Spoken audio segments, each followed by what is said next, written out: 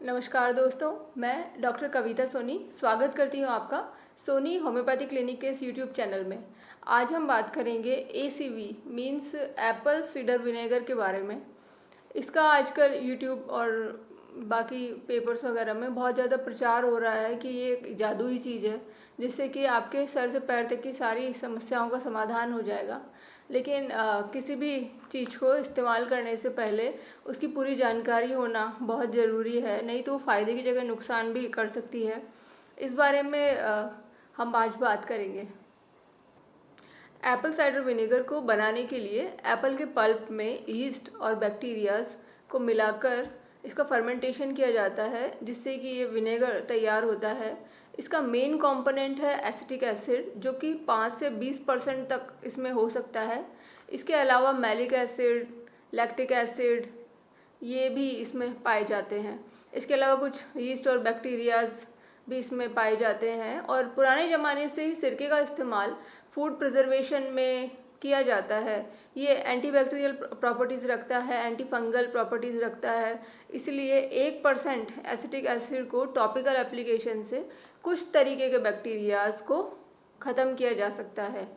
लेकिन मैं दोबारा कहूँगी, इसका इस्तेमाल करने से पहले इसकी पूरी जानकारी होना बहुत ज़रूरी है, क्योंकि बेसिकली है तो ये एसिड ही। इसका मेन कंपोनेंट होता है एसिटिक एसिड, जो कि हमारे शरीर में भी पाया जाता है। शरीर में भी एसिटिक एसिड बनता है जो कि कार्बोहाइड्रेट्स को पचाने का काम करता है। इसका एक उपयोग वज़न कम करने के लिए भी किया जाता है। अगर 3 महीने तक सुबह खाली पेट 2 टीस्पून एप्पल साइडर विनेगर को 1 ग्लास पानी में मिलाकर धीरे धीरे पिया जाए तो 3 महीने में 1 किलो वज़न तक कम हो सकता है। लेकिन मेरे हिसाब से ये 1 किलो वज़न कम करना बहुत ही साधारण चीज़ है। अगर आप हेल्दी लाइफस्टाइल अपनाएं, ठीक से डाइट फॉलो करें, फ्रूट्स वेजिटेबल्स अपनी डाइट में ऐड करें, ठीक से एक्सरसाइज करें, तो आप 1 किलो से कहीं ज़्यादा वज़न आसानी से कम कर सकते हैं, वो भी हेल्दी तरीके से। इसलिए वज़न कम करने के लिए एप्पल साइडर विनेगर का इस्तेमाल करना को मैं रिकमेंड नहीं करती हूँ। कई लोगों को ऐसा लगता है कि इसके ज़्यादा सेवन से वो जल्दी से पतले हो जाएंगे, लेकिन इसके ज़रूरत से ज़्यादा इस्तेमाल के कारण ये मुंह में, गले में जलन भी पैदा कर सकता है, हार्ट बर्न और एसिडिटी की शिकायत हो सकती है। इसके अलावा अगर इसकी कंसंट्रेशन ज़्यादा रखी जाए तो बहुत जल्दी जलन महसूस हो सकती है, क्योंकि बेसिकली है तो ये एसिड ही। इसका दूसरा इस्तेमाल है डैंड्रफ कम करने के लिए। अगर 2 टेबलस्पून एप्पल साइडर विनेगर को 1 कप सादे पानी में मिलाकर स्प्रे बॉटल में रखकर और बालों में स्प्रे किया जाए और 15 मिनट बाद आप सादे पानी से बाल वॉश कर लीजिए, तो इससे डैंड्रफ, जो कि एक तरीके का फंगल इन्फेक्शन होता है, उसमें कमी आ सकती है। अगेन, ये कोई डैंड्रफ का ट्रीटमेंट नहीं है।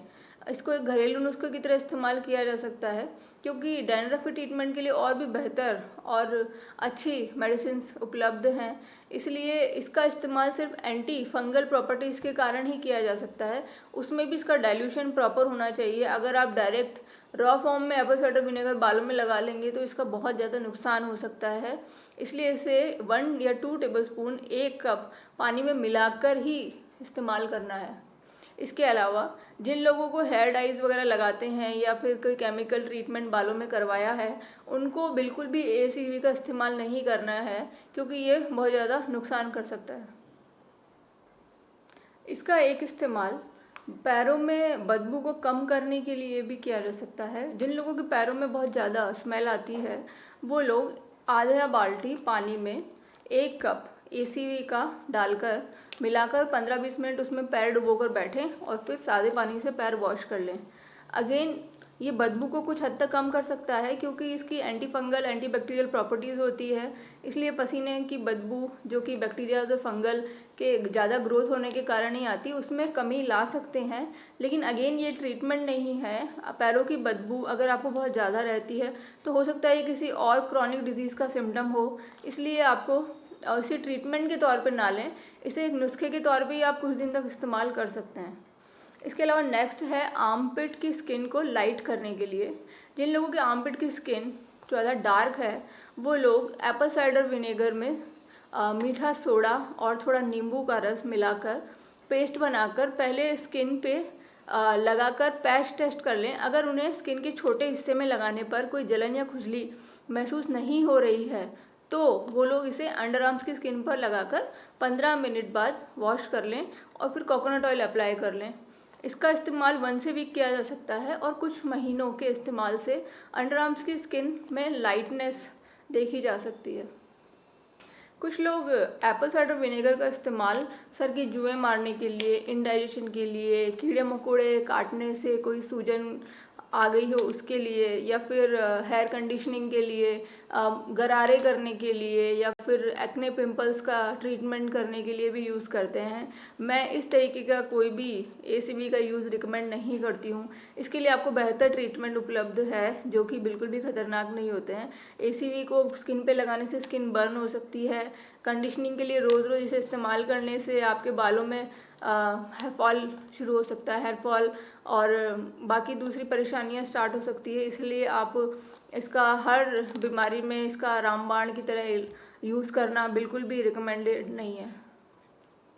इसके अलावा कुछ लोग एप्पल साइडर विनेगर का इस्तेमाल इंडाइजेशन के लिए, पेट के कीड़े मारने के लिए, सर की जुएं मारने के लिए, गरारे करने के लिए, एक्ने पिंपल्स पर लगाने के लिए और तरह तरीके के इसके इस्तेमाल करते हैं जो कि नुकसानदायक हो सकते हैं। रोज़ रोज़ हेयर कंडीशनिंग के लिए एप्पल साइडर विनेगर का इस्तेमाल करने से उल्टा हेयर फॉल शुरू हो सकता है, या एक्ने पिंपल्स पर इसे लगाने से ज़्यादा घाव हो सकते हैं, स्किन बर्न हो सकती है, गरारे करने से मुंह की स्किन में बर्निंग हो सकती है। इसलिए आप इस तरीके का कोई भी इलाज अपने घर पे ना करें।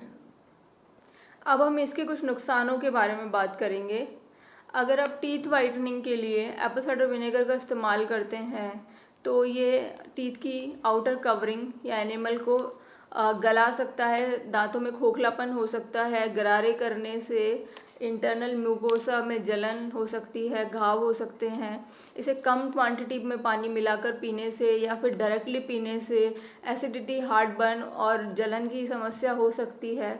इसलिए इसका कंसंट्रेशन बिल्कुल डाइल्यूट रखकर ही आप इसका इस्तेमाल करें। अगर आप 1 गिलास पानी में 1 चम्मच से ज़्यादा एप्पल साइडर विनेगर डाल रहे हैं तो ये हैवी कंसंट्रेशन है। आपको 1 गिलास पानी में 1 चम्मच से ज़्यादा एप्पल साइडर विनेगर नहीं डालना चाहिए, जबकि मैं तो इसे पानी में मिलाकर पीना रिकमेंड ही नहीं करूँगी। अगर आपको एसीवी का इस्तेमाल करना है तो आप सलाद में ड्रेसिंग के तौर पर या कोई चाइनीज़ फूड आइटम में डाल के खा सकते हैं। इसे टेस्ट के तौर पर आप यूज़ करिए, इसे दवा या कोई ट्रीटमेंट के तौर पे आप बिल्कुल भी इस्तेमाल ना करें।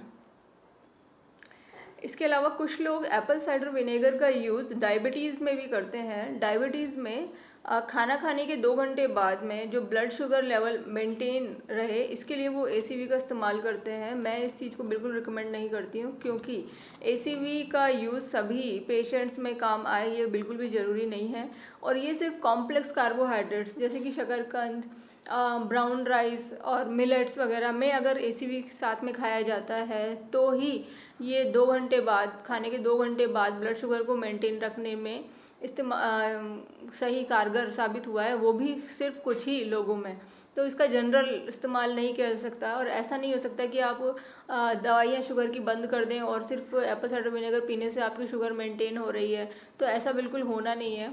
इसलिए आप, क्योंकि आजकल इस तरीके से प्रोपेगेट किया जा रहा है कि ये बहुत ही जादुई चीज़ है जो कि सारी बीमारियों को ठीक कर सकती है और इसे रोज़ पीना चाहिए, तो ये खतरनाक हो सकता है इसे रोज़ पीना। डायबिटीज़ में कोई प्रूफ नहीं है इस तरीके का कि इसके रोज़ सेवन से आपका जो है शुगर लेवल 2 घंटे बाद मेंटेन रहेगा। और अगर कुछ लोगों में मेंटेन रहता भी है तो वो सिर्फ कॉम्प्लेक्स कार्बोहाइड्रेट्स के साथ लेने पे ही हुआ है, सिंपल कार्बोहाइड्रेट्स के साथ इसका कोई यूज़ नहीं देखा गया है। कुछ लोग एप्पल साइडर विनेगर का इसलिए यूज़ करते हैं क्योंकि इसमें एंटीऑक्सीडेंट्स होते हैं, फ्लेविनॉइड्स होते हैं, फिनोलिक एसिड जो कि एंटी एजिंग का काम करते हैं। लेकिन फ्रूट्स और वेजिटेबल्स अगर आप लेते हैं तो उनमें एप्पल साइडर विनेगर से भी कहीं ज़्यादा एंटीऑक्सीडेंट्स पाए जाते हैं। तो अगर आपकी हेल्दी लाइफस्टाइल है, अगर आप फ्रूट वेजिटेबल्स खा रहे हैं तो अलग से एसीवी को लेने का कोई स्पेशल कारण बनता ही नहीं है। एक्चुअली ये बहुत ही मिनिमम इफ़ेक्ट है इसका। अगर आप डाइट का बिल्कुल हाई इफ़ेक्ट मानते हैं तो एसीवी का बहुत ही लो इफ़ेक्ट है, लेकिन इसे बहुत ही ज़्यादा इफ़ेक्टिव बताकर तरह तरह से प्रोडक्ट्स में डालकर बेचने की कोशिश की जाती है। ये प्रोडक्ट्स बेचने के लिए इस तरीके का एडवर्टाइजमेंट करना माना जा सकता है, लेकिन एज ए कंज्यूमर आपको इसे कोई जादुई चीज़ समझकर ज़रूरी हम रोज़ खा रहे हैं, इसे रोज़ पी रहे हैं, खाने में डाल रहे हैं, तो ये बहुत ज़्यादा नुकसान कर सकता है। एप्पल साइडर विनेगर के ज़्यादा इस्तेमाल से शरीर में पोटेशियम का लेवल कम हो जाता है। पोटेशियम का लेवल कम होने से हाइपोकैलेमिया हो जाता है। इससे टांगों में कपकपी आना और हार्ट के लिए बहुत ही ज़्यादा नुकसानदायक है, बिल्कुल भी अच्छा नहीं है, एक्चुअली बहुत बुरा है। तो पोटेशियम की कमी अगर एसीवी के इस्तेमाल से हो रही है तो बहुत ही खतरनाक चीज़ है। एप्पल साइडर विनेगर के ज़्यादा इस्तेमाल से रेनिन बढ़ जाता है, जिससे कि आपका शरीर ज़्यादा पानी बचाएगा, मीन्स पानी कम निकलेगा, तो यूरिन की क्वांटिटी कम हो जाएगी। पानी ज़्यादा होने से शरीर में सूजन महसूस हो सकती है, जो कि इंटरनल और एक्सटर्नल दोनों तरीके से देखी जा सकती है। और इसके एक्चुअली फ़ायदे बहुत कम हैं और इसके नुकसान बहुत ज़्यादा हैं। इसके फ़ायदों का कोई प्रूफ ऐसे नहीं मिले और इसके नुकसानों के खूब प्रूफ हैं, इसलिए इसका किसी भी तरीके का रोज़ इस्तेमाल मैं बिल्कुल भी रिकमेंड नहीं करूँगी। कंपनी नए नए प्रोडक्ट्स लाती रहती है, कभी कोई प्रोडक्ट को बहुत अच्छा बताया जाता है, कभी किसी कंपोनेंट को बहुत अच्छा बताया जाता है, लेकिन इसका रोज़ इस्तेमाल बिल्कुल भी ठीक नहीं है। तो फ्रेंड्स, आज हमने जाना कि एप्पल साइडर विनेगर के कितने लिमिटेड फ़ायदे और कितने ज़्यादा नुकसान हैं, तो आप सोच समझ के इसका इस्तेमाल करें।